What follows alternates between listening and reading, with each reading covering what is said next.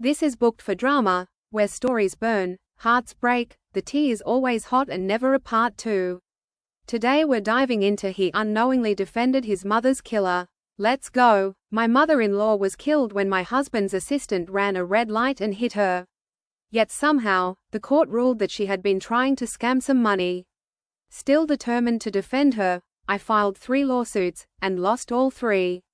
Just as I was preparing to appeal for the 4th time, I discovered her body had been stolen. I was about to call the police when my husband, Caleb Morgan, a lawyer, showed up and tossed $2,000 onto the table. "You should already know," he said coldly. "I've never lost a case. No matter how much evidence you think you have, your mother's lawsuit will never win. If I said your mum was faking it, she was faking it. All your appeals are just your way of squeezing out more compensation. But don't bother, I already had her body sold on the black market and got $2,000 for it. That's the full value of her life. Stop bothering Betrayal." That was when it hit me. He thought it was my mother who had died. I pushed the money back toward him. "I don't have the right to take this." He frowned, his voice suddenly sharp. "What, $2,000's not enough for you, Aria? Get this straight, your mother was unemployed. For someone like her, earning $2,000 with her life is already a miracle. Don't get greedy." I shook my head. "You misunderstand. I mean, you should be the one keeping this money." Caleb's brows knitted tightly, disgust flashing across his face. "Are you out of your mind? This is money from selling your own mother's corpse. What does that have to do with me? Do you really think I'd take that kinda dirt?" Caleb grew up with only his mother. His father died early, and it was his mum who worked multiple jobs to raise him and pay for law school, ruining her health in the process. Witnessing all that, he devoted his life to her. I used to wonder why, after his mother's death, he never once went home, why he dedicated himself completely to defending Betrayal Carter, the assistant who killed her. Now I knew. He thought it was my mother who had died, not his. I looked him straight in the eye and said calmly, "Caleb, I suggest you return that money and buy Mum's body back. Otherwise, you'll regret it." But he only scoffed. "Do you even know what the black market is like? When something's sold there, you think you can just buy it back? Your mother's body has probably been chopped into pieces by now. There's no getting her back. So just take the money and stop causing trouble." She wasn't my biological mother, but she was still a human being. She'd been killed without reason, branded a scammer, and now her body had been sold off by her own son. The thought of her fate made my chest ache. "Caleb," I said quietly, "since you know exactly how bodies are treated on the black market, how could you still do that to Mum? Doesn't it bother you at all?" He gave a mocking smile. "Why would it? She's your mum, not mine. And besides, the dead don't feel pain. Selling her body for cash at least gave her some worth. She should have watched where she was going. Getting killed was bad enough, but she also traumatized Betrayal." I stared at him, speechless. I couldn't even imagine how he'd react when he found out the woman sold to the black market was actually his own mother. When I didn't reply, he added casually, "Honestly, I always thought your mum looked like the short-lived type. Even if she hadn't been hit, she wouldn't have lasted long. So just take the money and be grateful. Buy something nice tomorrow to apologize to Betrayal at the office." End of conversation. After that, he walked away without looking back. As I watched him leave, I suddenly realized something. The man who once fought for justice, the man I admired for his integrity, had completely rotted from the inside out. And this marriage had reached its end. The next day, I drafted the divorce papers and went to his law firm. The moment I stepped into his office, I froze. There he was, the same man who couldn't stand a speck of dust, kneeling on one knee, gently massaging Betrayal's foot. His eyes were filled with tenderness I had never seen before. When Betrayal noticed me, she immediately put on her innocent act. "Aria, don't get the wrong idea," she stammered, pulling her foot back. I twisted my ankle, and Caleb was just helping me. That's all." Then she tugged at his sleeve, pretending to panic. "Caleb, say something. I don't want to lose my job over this." But Caleb patted her back affectionately, his voice soft. "Don't be afraid. She's just here to apologize. Then his tone turned icy as he looked at me with disgust. I told you to bring something as a peace offering. Why'd you come empty-handed? You're not young anymore. Don't you even know how to apologize properly?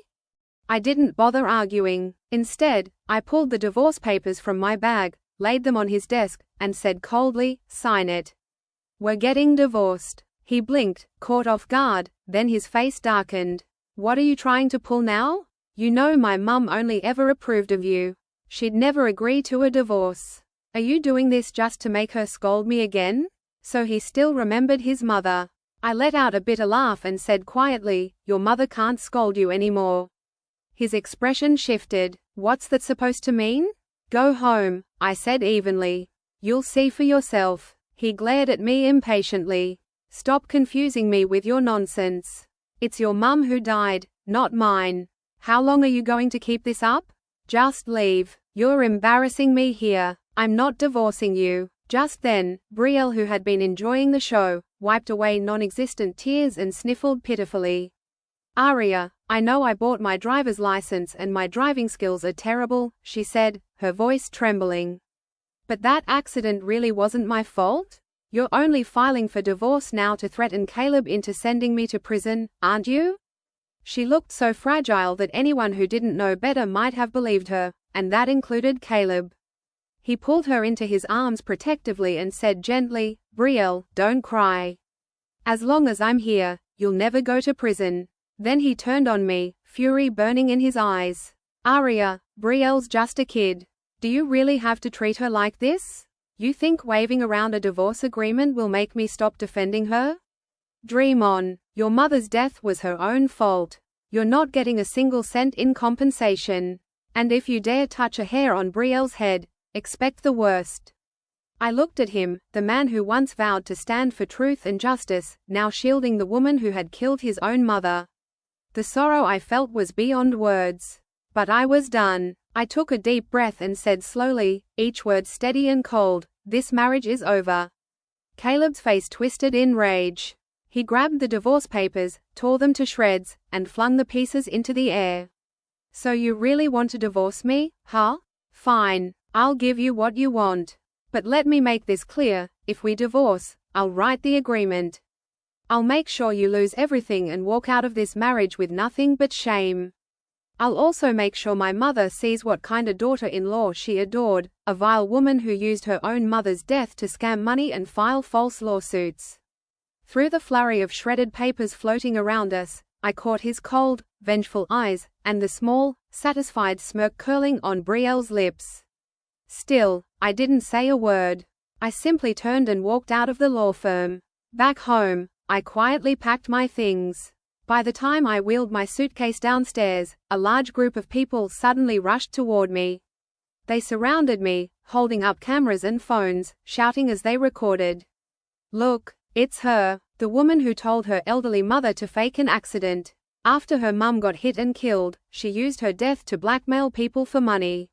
When that didn't work, she went to court just to squeeze more cash. She even drove that poor college girl into depression. She tried to take her life several times.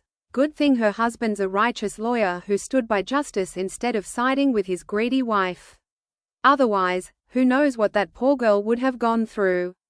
And now, because he wouldn't help her scam people, she's threatening him with divorce. Look, her bags are packed already." Their accusations pierced through the air like knives. Through the crowd, I saw Betrayal and Caleb standing at the back, both watching me with smug satisfaction. So this was his plan, using a live stream to destroy me. And it worked. The reaction was instant. The live streamers were relentless, spitting venom with every word. Soon my name was plastered all over the internet. What kind of monster uses her own mother's death for money? No wonder her mum died early. Karma got her first. Like mother, like daughter. They both got what they deserved. Serves her right. The car hit the right one. The online outrage spread like wildfire. Within hours, my photos topped every trending list. People called me names: unfilial daughter, scammer, garbage woman. Those labels became who I was. Then the live streamers turned the crowd against me. Spectators hurled rotten vegetables and eggs, shouting insults as I forced my way through the chaos. I stepped over trash and broken shells, walked straight up to Caleb, and asked quietly, "Do you really have to go this far, Caleb?"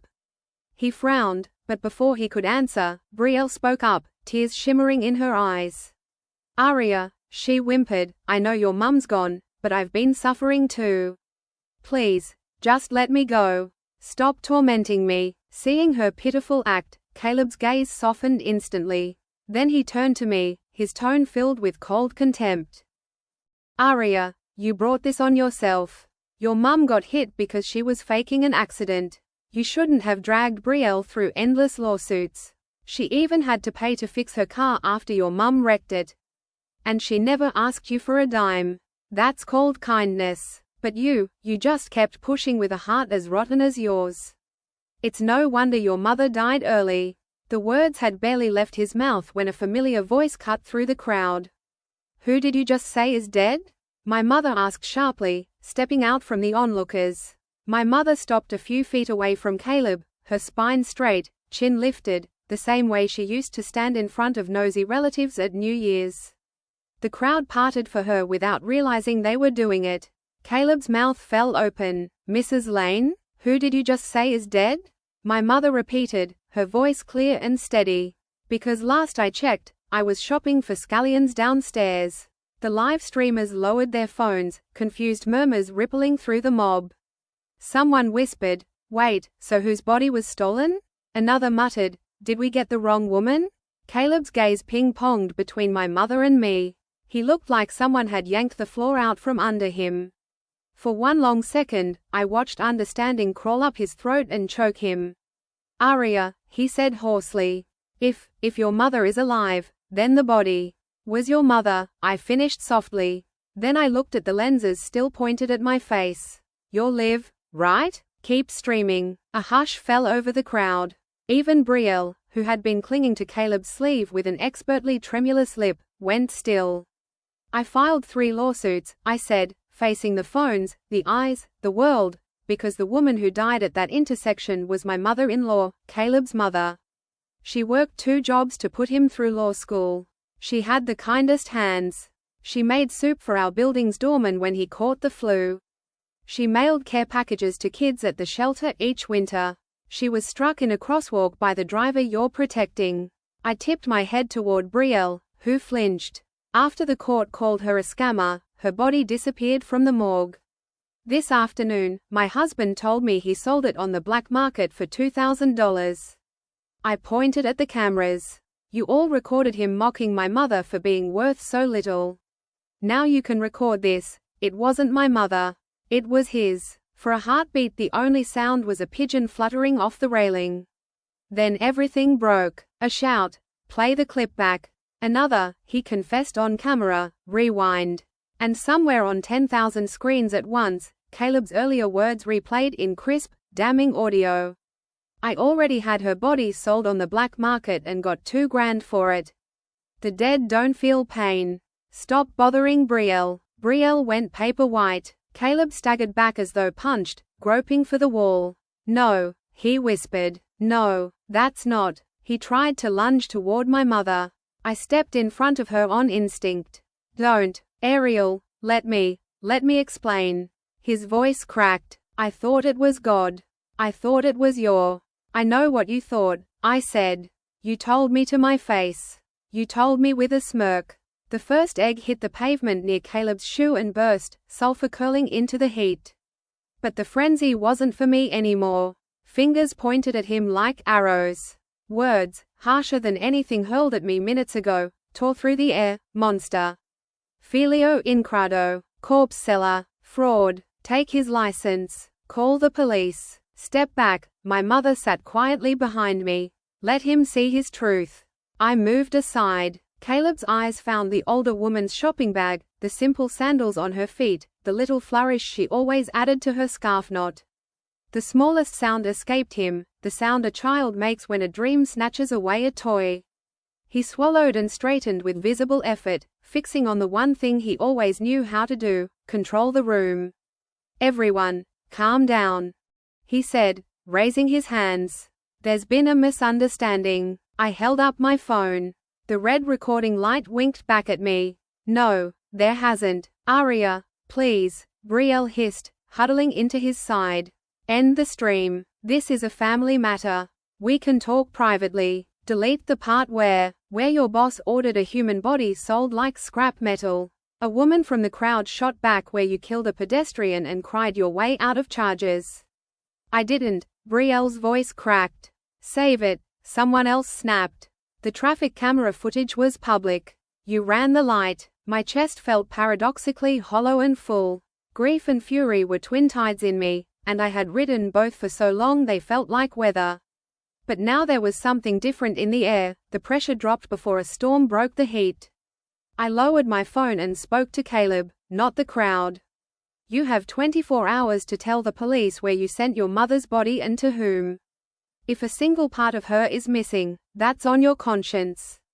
If you want to salvage one splinter of your soul, you'll get her back. Caleb's composure cracked, fear flashed naked across his face. You don't understand that world, he whispered. Once she's in, he stops, jaw clenching. The crowd erupted again, phones up like torches. He admits it. He knows the brokers. Where? Name them. He looked at me, then over my shoulder at my mother and finally at Brielle. She tried to catch his hand, but he didn't take it. I'll fix it, he said to me, an old reflexive promise, rasped raw. I'll bring her home. You have 24 hours, I said again and walked away. I spent that night at my mother's apartment, the one that always smelled faintly of oranges because she dried peels above the gas range. While she brewed tea, I sat at the little wooden table and compiled everything I had, timestamps of calls, copies of pleadings, the morgue's chain of custody logs, the screenshot of Caleb's bank transfer to a new shell company, G and Armitage Donor Services, made 2 hours after the body vanished. I drafted a statement and sent it to the police, to the state bar, to 3 investigative journalists, and to the city's medical examiner. At 2 a.m., the kettle clicked off and my mother slid a mug to my elbow. Do you want me to stay up with you? I wanted not to be awake at 2, I said, voice rough, and then, because she was here and alive and the world was tilting back toward true north, my throat closed and I leaned into her shoulder like I hadn't in years. He sold her, I whispered into the old lavender of her cardigan. He really sold her. He sold what he had already lost, my mother said, stroking my hair. The daughter of the woman he loved grew into a man who loved only himself. That boy died before he touched law books.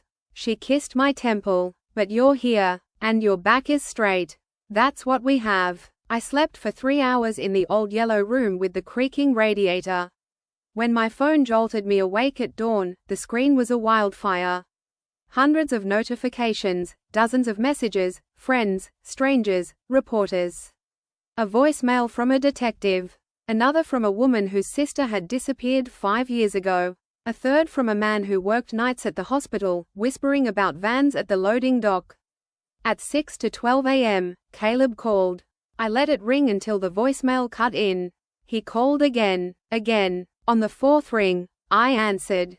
Where? I said without greeting. I'm at the Riverport storage on the 9th, he said, breathless.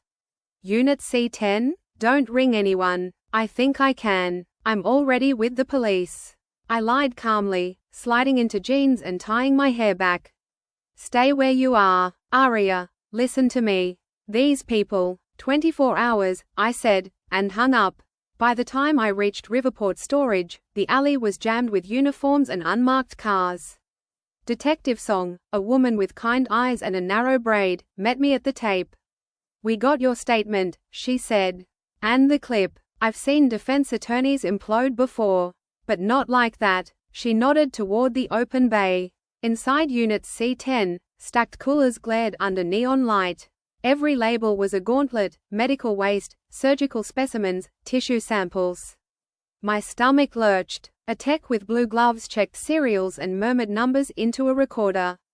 On the floor lay a crumpled contract, G and Armitage Donor Services, acceptance acknowledgement, $2,000, one whole adult female cadaver. Unidentified. I didn't realize I was holding my breath until Song touched my elbow. We found her, she said softly.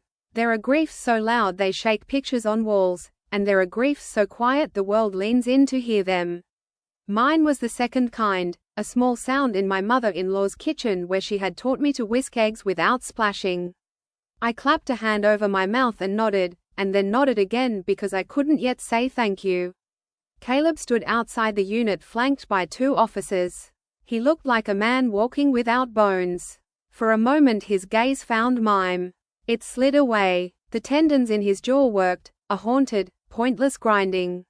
"We're taking him in," Song said. "Obstruction of justice. Abuse of a corpse. We'll see what else the DA adds." "And Brielle?" I asked. "She's here," Song said without inflection, chin tilting toward a black Lexus idling down the row.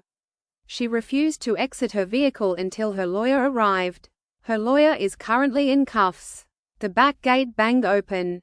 Reporters swarmed the alley. Microphones and questions flew. "Mrs. Morgan, did you know? Are you divorcing him? What do you say to families who never got their loved ones back? Do you blame Brielle? Were you part of the scam?" I looked above the mess, past the roofs that made a low river of tar down 9th, and found a square of pale blue morning. "I say a woman who worked her hands to the bone to raise a son deserves better than to be trafficked after death," I said clearly. "I say courts that label victims as scammers because it's convenient will answer for it. And I say grief should never have to scream to be believed." The funeral we planned for Mrs. Morgan a week later was small by intention. We invited no one who had turned a camera on me to call me garbage.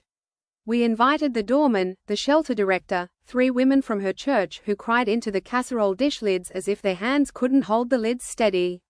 We set her picture on the piano she had bought second-hand for Caleb after his first school recital, and the sunlight through the old glass made halos of dust around the frame.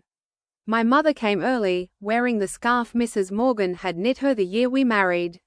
After the service, she wrapped an arm around my waist and murmured, "You chose her as your mother-in-law." That was wise. I didn't feel wise. I felt scraped clean and new and ancient all at once, as if grief had sanded me to a different frame. But I nodded, because sometimes wisdom was just staying when a better woman deserved a goodbye.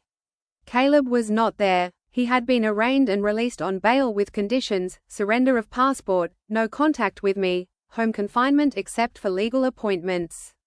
The state bar had suspended his license pending disciplinary proceedings. The DA had added charges: evidence tampering, conspiracy, harassment via fraud. He had not entered a plea. Brielle vanished for 3 days, then resurfaced at a pop-up salon with new hair and a content creator's apology. "I never intended to hurt anyone. Please respect my healing journey." The comments set themselves on fire. I watched all of it with the detached calm of someone who had already walked through the house after the flames and counted what the fire didn't take. What I had left, it turned out, was enough. I still had my job at the community legal clinic. My director, Rosa, had put me on paid leave the week of the raid and brought me back the Monday after the funeral with a hug that cracked my spine and a stack of intake files. "I told you we don't fire women for being married to fools," she said briskly. "You can start with the eviction cases. And if a single reporter bothers you here, I will feed them to the copy machine." My mother insisted I move into her spare room until the air in your apartment forgets him. I paid her half the rent and fixed the leaky bathroom tap and taught her to use a password manager. At night, when the city softened into far sirens and hallway voices, I wrote witness statements and practiced breathing. And I prepared for court. Caleb's attorney, appointed, because his assets were frozen pending forfeiture, filed a motion to suppress the livestream clip. Denied. He filed to dismiss the abuse of a corpse count. Denied. He filed a continuing defense investigation. Denied. Somewhere under the motions, the man I had married sat in a suit of shade too large, looking like a version of himself left in the rain. 2 weeks before trial, he requested a meeting through our lawyers. I said no. He requested again. I said no. He sent a letter, handwritten, through Rosa because the conditions prevented direct contact. I left it sealed for 3 days on the kitchen table. On the 4th, my mother set down a bowl of sliced mango and said, "Not reading a letter is still reading it with your spine." I opened it. Aria. There is no apology sufficient.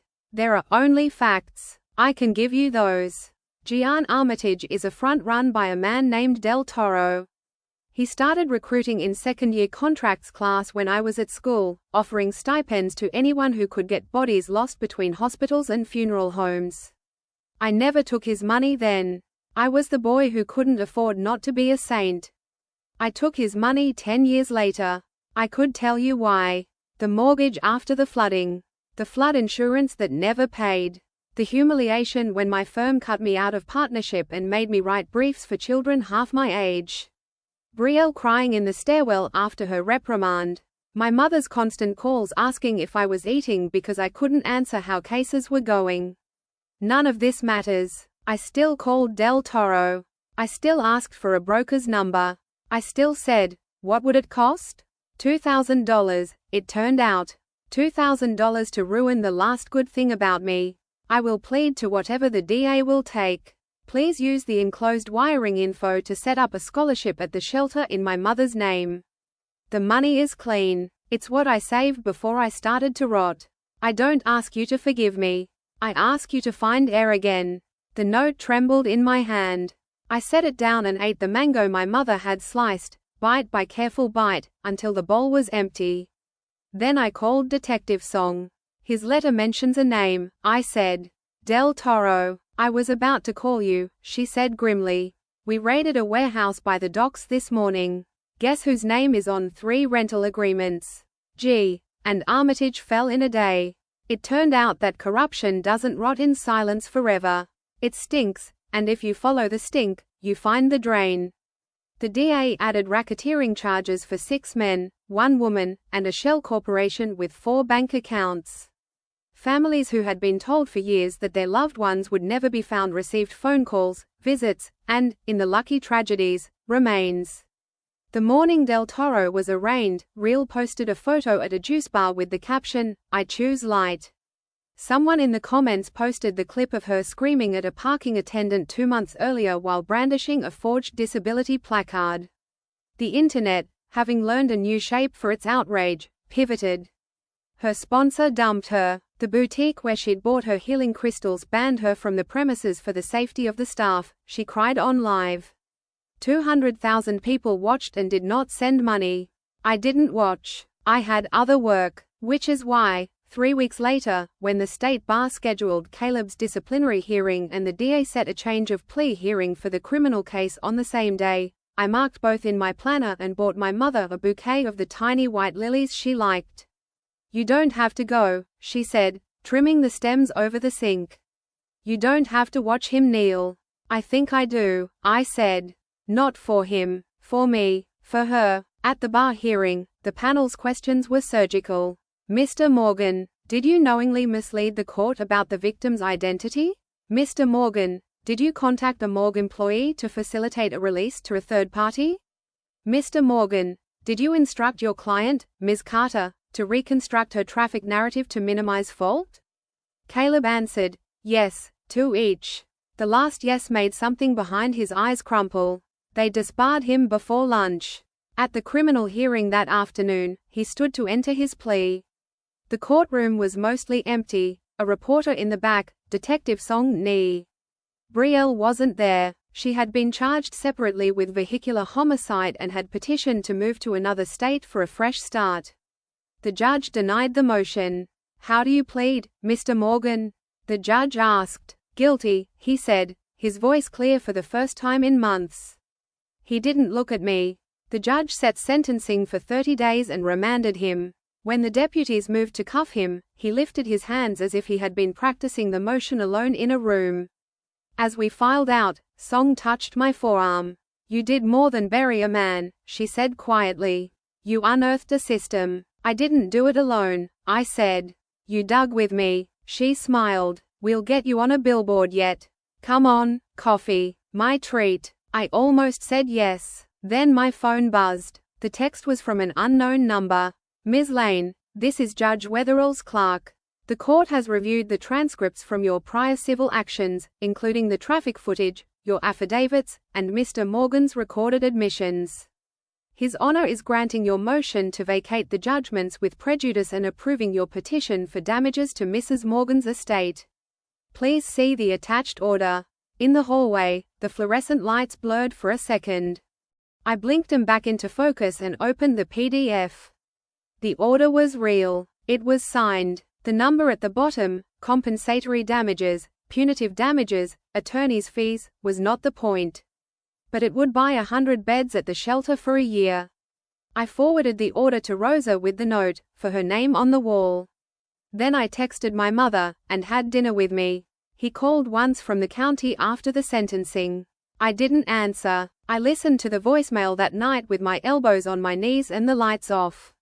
"Aria," he said, voice flattened by the recording line, "I meant what I wrote. I don't forgive myself. I don't expect you to.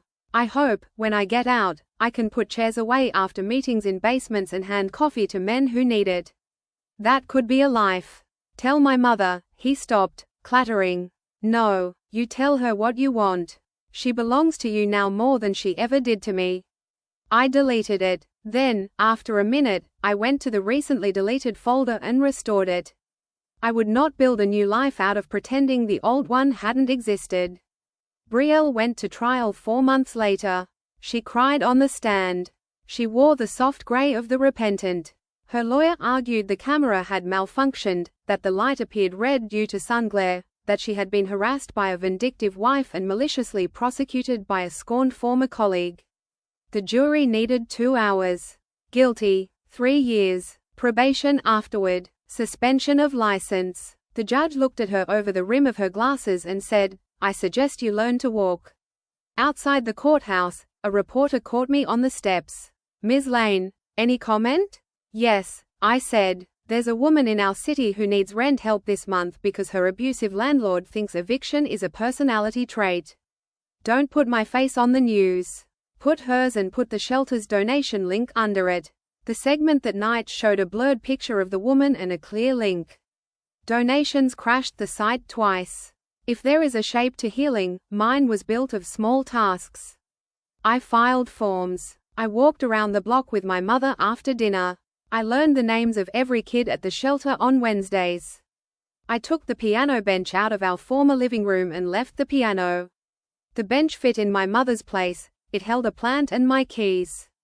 The piano held silence in the empty apartment until the landlord found a music teacher who wanted it for a community choir. He sent me a photo of it in a school gym, girls in uniforms singing with their mouths wide like sunlight. I signed the final divorce papers 6 months after the sentencing. My lawyer slid the decree across the table. "You're free," she said softly. "If that word applies to any of us." "It applies," I said.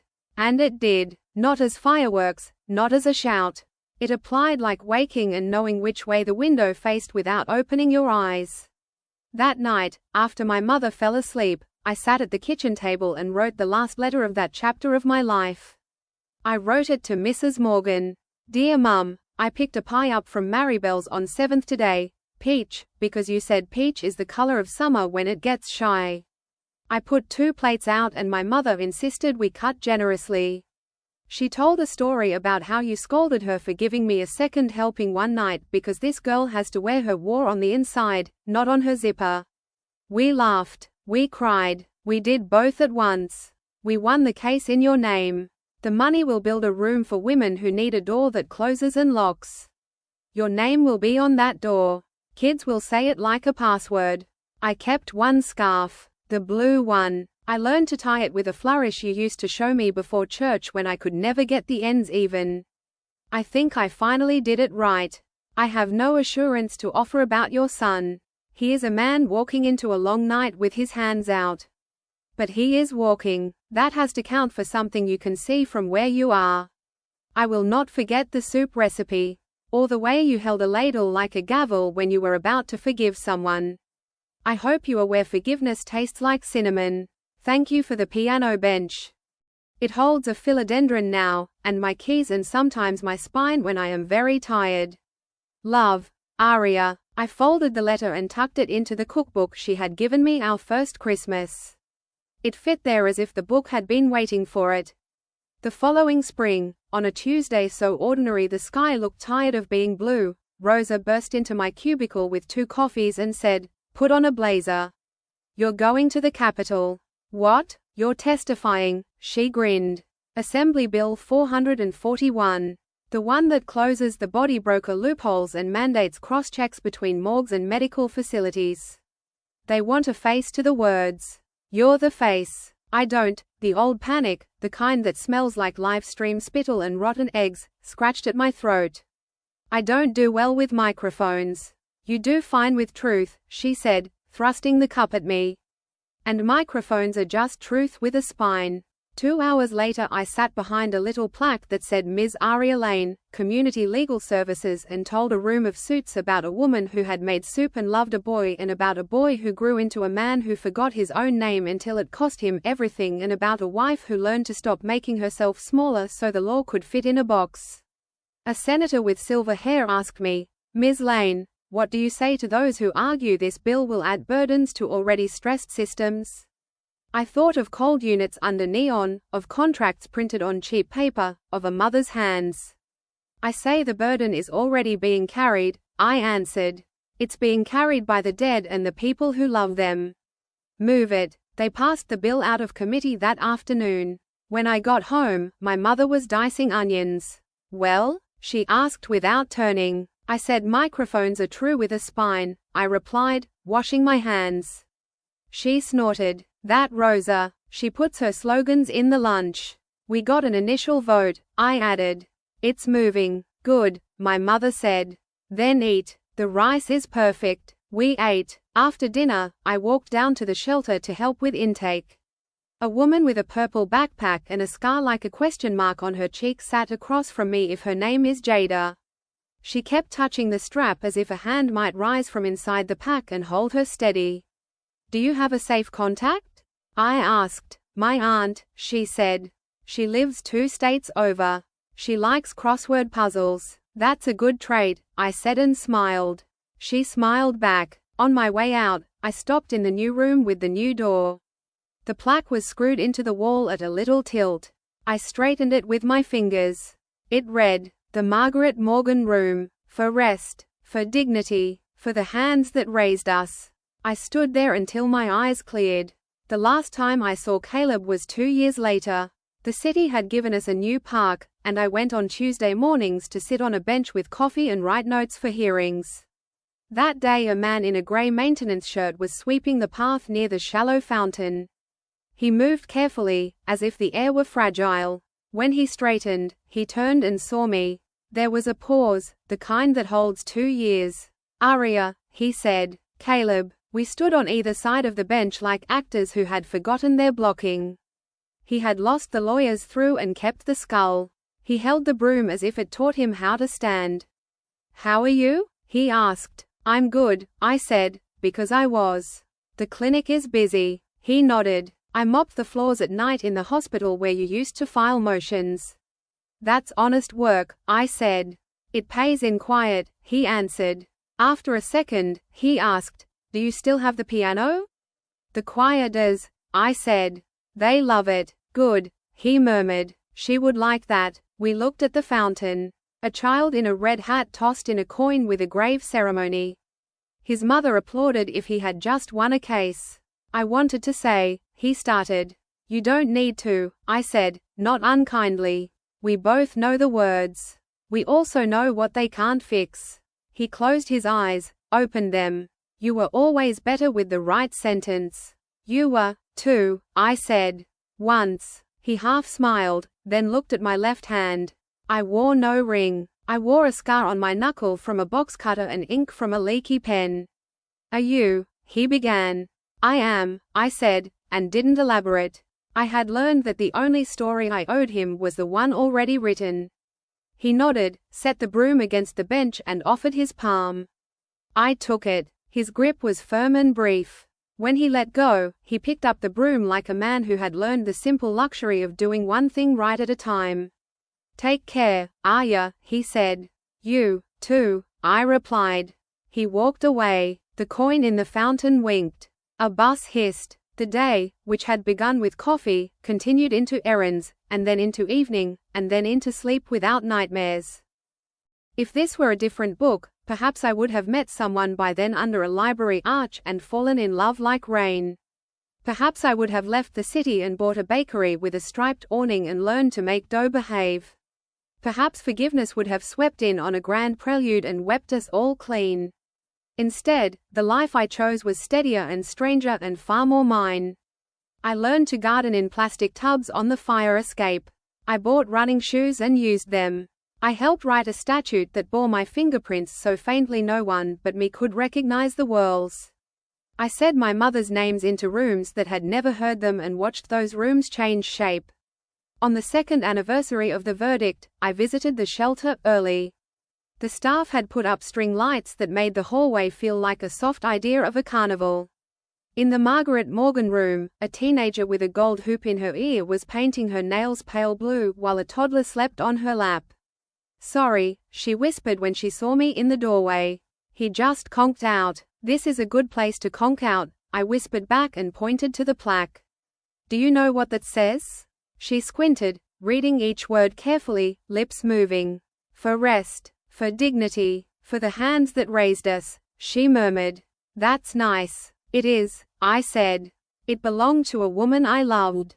"Then she raised you right," the girl said, and looked back down at her nails, concentration furrowed. The toddler sighed, a small ship settling on its moor. On my way home, the sky did a quiet, ordinary miracle and turned very blue. I passed a street violinist near the pharmacy, too many flats but a brave bow, and dropped my last dollar into his case. He smiled without breaking the phrase. At the corner, I stopped and looked up. My mother, in her window, held up a bowl like a trophy. "Oranges." She wiggled it at me until I laughed. I climbed the stairs 2 at a time. In the kitchen, she pressed a slice into my mouth before I had my shoes off. "Sweet?" she demanded. "Sweet," I agreed around the juice. She nodded, satisfied, and turned back to the stove. "We're out of soy sauce," she decreed. "After dinner you will go and buy some." "Yes, boss," I said, and kissed the back of her head. I set the table. I drew the blinds. I lit the little tea light in the chipped holder with the painted pears. Outside, the city coughed and breathed and argued and sang. Inside, we ate. When we were done, I looked at the piano bench by the door where I left my keys. For a long time that bench had been a memory of a promise someone else broke. Now it was just a place to rest before going out again. I slipped on my shoes and picked up the empty bottle. On my way downstairs, I patted my pockets for change and found none. It didn't matter. I knew the man at the botarka would tell me to pay tomorrow. In this life, some debts you carry is a courtesy to kindness. Others you set down because they were never yours. At the threshold, I paused and glanced back. My mother had already started washing dishes, humming something that might have been a hymn and might have been a pop song. The lamp near the couch warmed the room into the color of custard. It looked like a painting of an ending that had decided to be a beginning. I went out at night and bought soy sauce. On the way home, I passed the fountain. Coins flashed like little moons. I made a wish without closing my eyes. That grief would find softer shoes. That justice would stop confusing volume with merit. That the hands that raised us would be held, living or dead. Then I walked upstairs to the door with our names on it and went in, and the orange scent met me, and the future, patient and bright, took off its coat and stayed. And that's a wrap on today's reading here at Booked for Drama. If you felt anything, rage, swoon, second-hand heartbreak, let me know in the comments. Don't forget to like, subscribe, and share with your fellow drama lovers. If you have any requests, drop them in the comments. Until next time, keep reading, and keep the drama on the page.